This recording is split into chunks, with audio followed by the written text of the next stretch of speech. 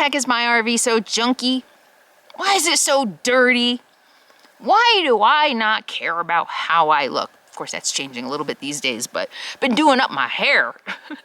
But I get this question a lot. Why is your RV so junky? So this is gonna be a little bit of a rant today. So if you don't like my rants, maybe this isn't the video for you, but it's a rant with a purpose. And it's not a video because I need reinforcement or because I need people to pat me on the back and tell me I'm okay just the way I am. I share videos like this. So I got a comment this morning. Why is your RV so junky? I get those comments a lot, but it's kind of a timely comment because just this week on the Facebook Friendly Nation group, someone, I think it was Leslie, posted a story about why some RV parks and campgrounds require you to have a newer RV. And I read that and got a little upset about it. So the comment that I got this morning was perfectly timed with the post that I saw this week, and it's all the same subject. So I want to talk about it. Why is my RV so junky? I want to talk about that, and I want to talk about the bigger issue. This isn't about me. This isn't about my RV. I share things like this for two reasons. One of the most rewarding things about my channel in being open and honest and transparent about my story and who I am and allowing myself to be vulnerable even when that means I can be attacked for it. There's two really rewarding aspects to sharing my thoughts and opinions and my story with you. Number one, there's the group of people who write to me and say, I have always thought that way. I thought I was alone. I've always been that way. That happened to me. And thank you so much for speaking up, because I always felt that there was something wrong with me, that I was weird, that I was a freak. Remember early on I talked about, Carolyn's RV life is kind of the island of misfit toys. We've all thought or been a little different, and we never fully felt like we fit in. And this has a lot to do with my junky RV, so I'm gonna bear with me a second. The second group of people who really inspire me and motivate me and make this so rewarding and keep me sharing things like this, these rants and my personal beliefs and opinions, that group of people says, you know what, Carolyn, you make me think about things I never thought about before, or you make me think about things in a new way. I never thought about that before, but wow. I gotta tell you, that is such an honor that I am able to communicate my thoughts and feelings and opinions in such a way to expand people's point of views. I mean, that's really freaking awesome to me. It really is. And so that's what today's video is about. It's not about saying, oh, woe is me, another troll insulted me, whatever. It's not.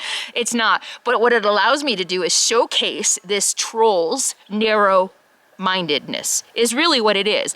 I want to use this comment to shed light on a bigger issue, a bigger societal problem or common belief that affects us all. And it really is for someone to come on my channel or to insult me for whatever. People insult me for freaking everything I do. And this is about shedding light on their narrow-mindedness, really. So let's talk about the junky RV. You guys know my story, and so I'm not going to go into great detail about my story, but I grew up extremely poor. You know what? Not extremely poor. I'm really starting to reframe that. I'm lucky enough to be an American. I'm lucky enough to grow up in a time where a single mother could get food stamps and welfare and buy me glasses on welfare and bring home government cheese and peanut butter and have free lunches at school. So I never went hungry. Did I have the food I wanted to have? No. Did I have the jeans I wanted to have? No. But I had food. I had clothes to wear. We went one winter without heat and hot water in upstate New York. I mean, for where I grew up, which was pretty much upper middle class, we were poor. But I'm realizing more and more that in relative to how other people grow up, we had indoor plumbing, we had running water, we had heat most of the time, we had food on the table most of the time. Like I said, I never went hungry. But anyway, I was poor, especially compared to my upper middle class classmates. And I was shamed and bullied for that. I wasn't wearing the Jordache jeans that everybody was wearing. I was wearing big Yanks. I don't even know. You know, we shopped at thrift stores for school clothes and things like that. And I went without. You know, there were definitely times I went without. That caused me to chase a life of materialism. My parents were poor. My father's a psychopath, so he couldn't hold a job. We moved a lot, and I never had things. I never lived in a house because they couldn't, you know, they never bought a house, and so it caused me to chase a life of materialism. And maybe because of all the bullying and 13 or 14 schools I went to, and I was always bullied for this or that, mostly my weight, my 4 eyes, you know, what else, and being poor, it caused me to chase a life of materialism. I looked at the popular girls in school who had the right jeans and the right tops and the right hairstyles, and I equated nice things with being popular, being accepted, being somebody. And so that's what I chased my whole life. And it goes a little deeper than that. It also, getting an education, going to Berkeley, having a career, having a house. I wanted all those things, the nice car, because my parents never had them. So for me also, chasing materialism was running from my demons. It was running from myself. There were some parts of myself I just could not accept or face until my mid-40s. And so my whole life was spent running from a demon that I had locked deep, deep, deep inside, a truth about who I was that I didn't want to admit. So I tried to make myself somebody else. And what happened is in my mid-40s, I bought a house, $320,000 mortgage. I bought a $40,000 car. We remodeled the house. By the time I was in my mid-40s, I was probably about $400,000 in debt. I remember signing the papers for the house. You know, we were in the escrow office or whatever. And I'm holding the pen in my hand. My husband is next to me. And I'm like, this is going to trap me. I'm trapped for the next 30 years. But I thought it was what I wanted. I thought having a house and the husband and the car and the career would make me somebody. Didn't matter that I was so much in debt because I've got a good job. I'm making good money. I'll pay it off, right? And isn't that the American way? If you can't afford it, put it on your card. In college, booths are set up all over campus. Sign up for a free credit card. Get a free t-shirt. I wasn't taught to be responsible with money. So, like I said, I was over my head in debt. Did I have the nice shoes and the nice handbags and the nice clothes? Yeah, but I didn't pay for it. I owed for the rest of my life. Indentured servitude for those things. And not only did those things not make me happy, I mean, I was literally drinking myself to death. They did not make me a good person. You know, I don't know. We as Americans equate success and money and nice things with being a good person in some way, except for the ultimate, you know, the filthy rich, the billionaires like Bezos and Elon Musk, who, I don't know, aren't so good because they exploit people. But I think in general, for the average American, if you see someone who is successful, we place certain attributes on that person, right? Wealth and success and drive and maybe intelligence. And I think in some ways we do think that they are better people. Think about that. They're better people than the poor. Compare the person in the suburb with living in a $500,000 house, we're not talking about the ultra mega rich, to the person living in a box on the sidewalk. What automatically comes to mind? Lazy, drug addict, loser, you know, right? Versus successful. We automatically think that there is something wrong with the person on the street and not with the person living in the $500,000 house. So while I had everything I thought I always wanted, while I had everything that I thought would make me somebody, a better person, I felt lonelier and more trapped and more sad than I had ever felt in my life. It wasn't until I got sober a few years after buying the house, 5 or 6 years after buying the house, that I started to realize this isn't what I want. got sober, got back to what really mattered to me, which was backpacking and hiking and being in nature. And of course, you know, like after the John Muir Trail was when I really started to embrace the more thoughts of minimalism. I don't want so much stuff tying me down. Stuff just ties you down, both in monetarily, in debt, those of us who weren't responsible with money, and just tangibly weighing you down. What am I going to do with all this stuff? I didn't want to live that way anymore. I wanted to live closer to nature. Not just tangibly, physically, closer to nature, spiritually. I wanted to be more like the trees and the grass and the birds and the chipmunks than I did the people living in the suburbs. So that brings me to my dirty RV, junky RV. This part of my life is about bucking everything I chased. Everything that I believed society was telling me I needed to be as a woman and as an American.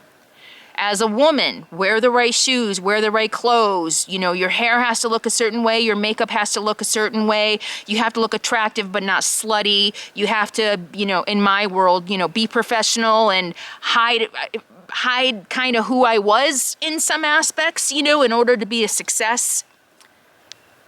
And also as an American, more. You need more. You need to buy more because you don't look right, because your house doesn't look right, because you need another end table, because you need a new car, because you got a dent in it, or whatever. This part of my life was about escaping that. About saying, this is an act of defiance. This is my rebellion. Basically saying, fuck you and the American dream. That's that. My RV, I should actually paint that. Fuck you, American dream. This is what I should have named my RV. So is my RV junky? Absolutely, and I kind of wear it as a badge of pride. Because I says I don't care. I'm not buying into your bullshit anymore. I'm not buying into the capitalist idea that I need to look a certain way in order to be accepted, in order to be seen, in order to be, did I say respected? No. My RV is junky because I don't believe in spending resources and money for my ego anymore. Could it be that I'm kind of swinging the opposite direction on the pendulum? Absolutely. You know, I went all the way up on the I must look a certain way to be successful. I must, you know, be a success. I went all the way up here on that, and so maybe the pendulum is swinging the other way, and I'm overcompensating for that a little bit. That absolutely positively could be true. Especially in how I look. You know, I look back at some of my earlier videos and I definitely went the opposite way. I was like, I don't care how I look. I'm gonna get out of bed with bedhead. I'm not gonna look in the mirror. I might have spinach in my teeth and fuck you. This is who I am. This is how I look. And those of you who watched me anyway and were able to see beyond this, to see what's in here, you're the people I want. The people who are going to look at me and say you're gross and fat and ugly and disgusting and you have a junky RV, so I'm not going to watch you. Those are the shallow Americans that I escaped in my former life. I don't want you. I don't want you. I don't care. I mean, if appearance and vanity and ego are that important to you, this isn't the channel for you. I'm not the person for you. I have tried to be who you want me to be my whole life, and it got me almost killed, drinking myself to death, bending over backwards, trying to please everybody, trying to be who you wanted me to be, so that you would like me. You know what? I don't give a crap if you like me or not. You can make fun of me. You can do videos about me, laughing. Oh, she's so junky. She doesn't bathe. I don't care. I don't care. This part of my life is basically just about giving you the finger, saying, yeah, you're right. I don't take showers every day. My RV is junky because, number one, I don't care how I look, and number two, I don't believe in wasting resources just to make other people think that I'm somebody. I mean, every time I take my RV into the repair shop, think about the chemicals, think about the supplies, think about all the crap that goes into the environment just to make just to feed my ego, just to make me feel like I don't want people looking at me like I'm poor. I don't care. Washing my RV, I said a while ago that I've never washed my RV. To me, saving water for the planet is more important than my RV being clean, especially since as soon as I wash my RV, it's gonna get dirty again the next time I go out and live, right? My whole life is about not just being physically a part of nature, but being spiritually part of nature. Nature's dirty, nature's messy, nature gets bumped up and bruised. Nature doesn't run right out and have to fix it so that Americans think she's okay. Mother Nature's like, this is who I am. I am powerful, bitch. And I don't care what you think. So that's why my RV is junky. I mean, it's just, and again, I'm sharing this because I'm hoping that it helps some of you to kind of stretch your thinking. And that leads me also to the article about RV parks that say that if your RV is more than 10 years old, you can't park here. I read the article. While I understand from a business perspective, completely understand it. We live in a capitalist society. Every business has a right to decide who their customers are, whether you're Ma and Pa RV park in Kansas, or whether you're Google, or whether you're Twitter. In a capitalist society and free enterprise, a business gets to decide who they do business with and who they don't. So from a business standpoint, I completely understand. And I don't blame the RV parks for having these rules. I blame us. I blame a society who has not completely shed the classist social hierarchy that we thought we escaped when we left England 400, 300, 400 years ago, right? We left England because we wanted freedom for all. We didn't want to be stuck in the station we were born in. But how much have we really come from that? How many people really escape the station they're born in? Sure, media talks about rags to riches success stories all the time. But like so many things in the media, bear maulings, cartels in Mexico, the media talks about the outrageous. They talk about the anomalies because that's what's interesting. So when media talks rag to riches stories, they talk about them because they're the anomaly. They're not the norm. The average American who's born into poverty does not become a Jeff Bezos. We highlight those stories because they're rare. We have not escaped classism. And so these RV parks say, yeah, we're not going to allow older, junky RVs because it discourages the nicer people from coming. Here's my question. What difference does it make? If you're charging $40 a night for an RV park, the junky RV's $40 is the same as the nice RV's $40. So what if your RV park is full of junky RVs? The money's the same, right? And again, I'm not blaming the RV parks. I'm blaming a bigger societal issue that equates junky with bad. Right? You're less desirable. You're a less desirable human being. And I know my RV being junky, I know people are going to come up upon me and think that I'm a less desirable human being, that there's something wrong with me, that I'm messy, whatever, that I'm messy, that I don't deserve to be here because I'm going to be setting up shop here. I totally get that people are going to look at my RV and they're instantly going to judge me. I think I've run into that. You know, rangers coming into my camp. But I get out of my RV, I speak. As soon as I open my mouth, you get a pretty good idea about who I am. And I'm hoping to do my part to change that. To change the idea that if you're poor, you're flawed. That if you're poor, you're somehow less than the person in the $100,000 pristine, washed every day, wasting resources on the planet RV. I feel like by driving around in my junky RV, looking the way I look, I purposely left on a shirt that might be stained. I'm hoping to do my small part to change the narrative that you have to look a certain way to be accepted in this society. What's wrong with having a junky RV? Who cares? Why do you care what my RV looks like? Don't you have better things to do with your life than leave comments about the state of my RV? Really? This is what's wrong with America. Mind your own business. Who cares if my RV looks the way it does? Why don't you ask the bigger question, why am I so triggered by this? That I have to leave a comment. The guy left 7 comments. They were all rude except one. 6 out of 7 were rude. The last one was just stupid. So I just blocked him and deleted him. But I mean, seriously, who has time?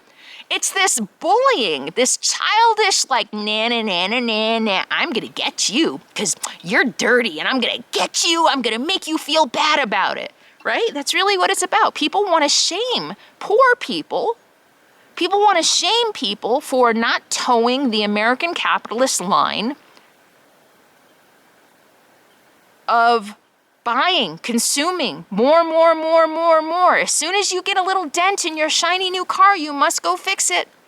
And all the people who I constantly get, when are you going to buy a new RV? Why should I buy a new RV? There's nothing wrong. Does it look good? No. I don't care. It's comfortable. I mean, this idea that buy another RV and go tens of thousands of dollars into debt. People just write that out, just spit that out without even giving it a thought. They don't even think about it. Why don't you just buy a new RV? Because I don't want $60,000, $70,000 of debt. Think about that.